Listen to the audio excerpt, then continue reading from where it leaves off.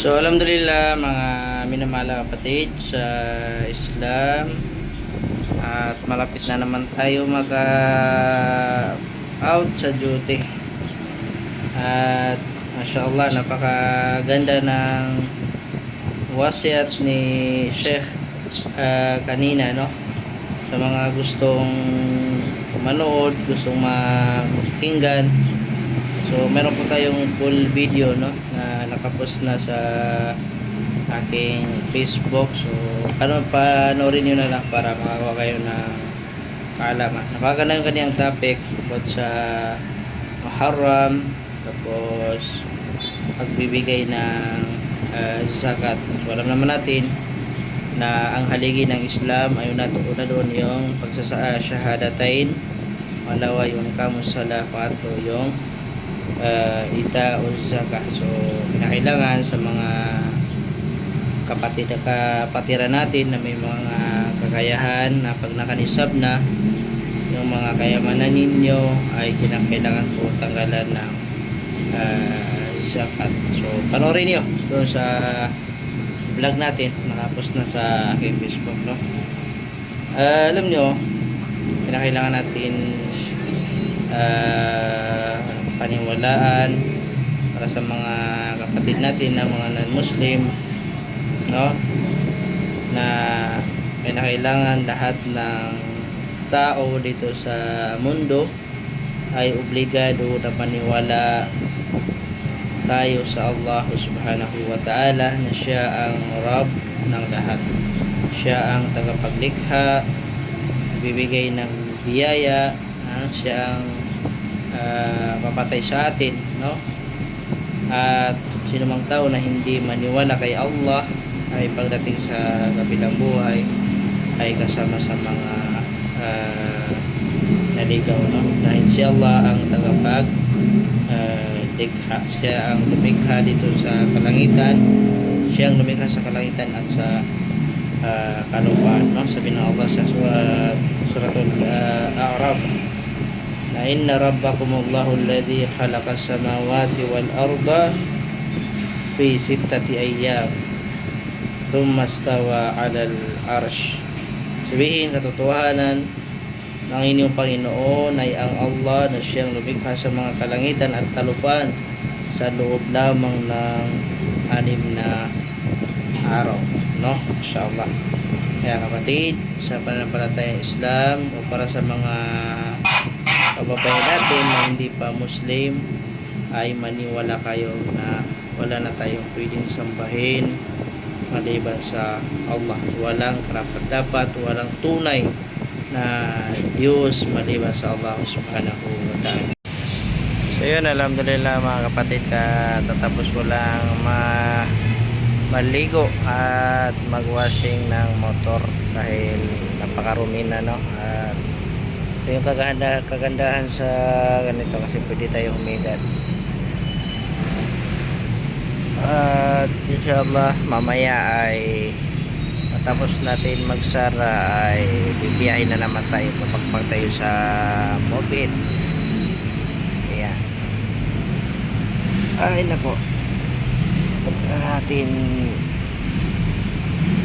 pumunta doon dahil oras na, sorry, ang oras na last baby na 8:30 na.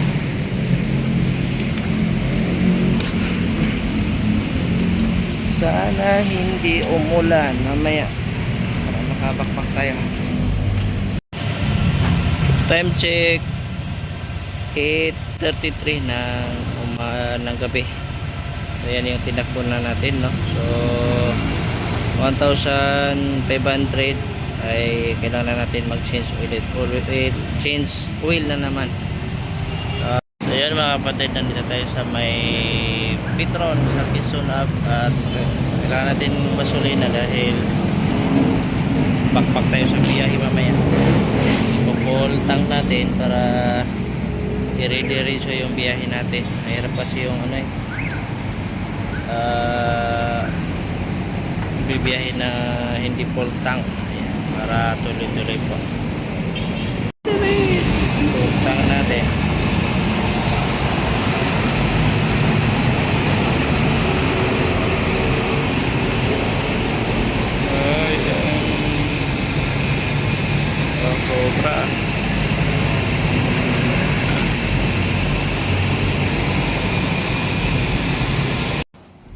Alhamdulillah, nasa Nova na tayo.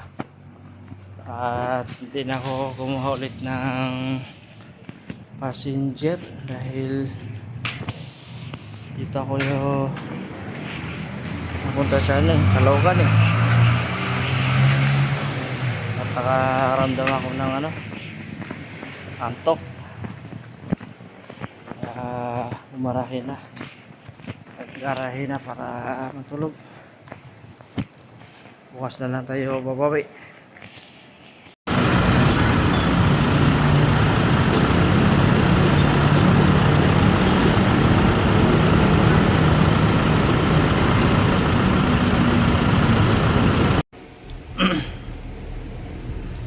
Good morning mga kapatid. Alhamdulillah, ayan ay Saturday ng umaga. Gusto tayo ng uniform para para mag-duty na naman. Yeah. Ayan.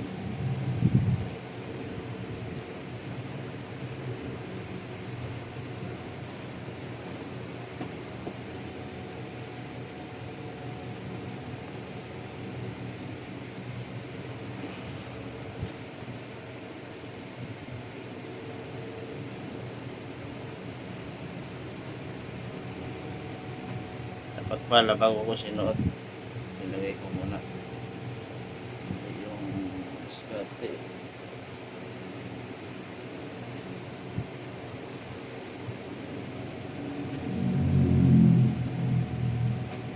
Hirap isot pa ganun na nasot mo na uniform mo tapos papasok mo ito sa next sa bahay.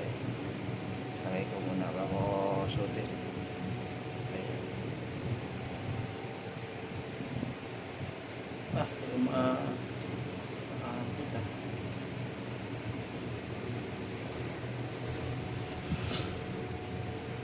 So next na uniform natin, ating ang malupitan na orasan. Saka natin ang relo mga kapatid. Okay. Isa suotin natin para maiba naman yan.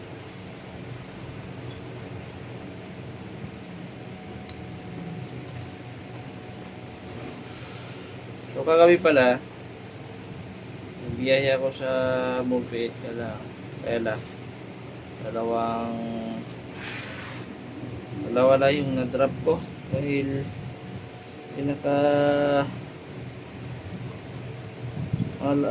unang passenger ko galing sa Quiapo, tapos papunta dito sa may Idsa, sa may Alorica. At tapos nun binigyan ako ulit ng isang passenger papunta ang Caloocan sa may North. Kaya inamad na ako noong ma-drop ko yung pangalawang passenger dahil napakalayo na.